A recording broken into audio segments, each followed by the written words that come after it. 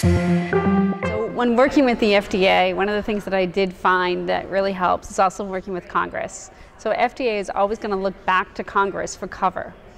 And it's important to them that they have Congress's support going forward.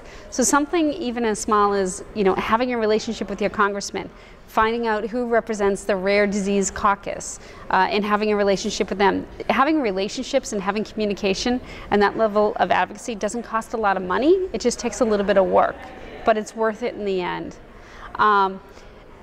Again, do what you can to express risk-benefit. If that means getting an editorial into the newspaper in DC, or finding a way to get something into Roll Call or Politico or some of those other newspapers down in DC where congressional leaders and staffers can read it, and at the same time the FDA can read it, you're getting it out there in the public. You're not just telling the FDA that you accept the risk-benefit, but you're doing it in a very public forum so that everybody can hear it.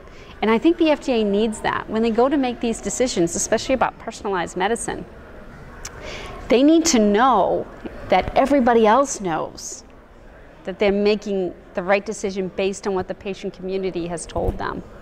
So I think that's really important, that you don't do this behind closed doors, that you do it in a very public way. We took every media opportunity that we could take because it's free and you get your voice out there. And the FDA is watching TV too.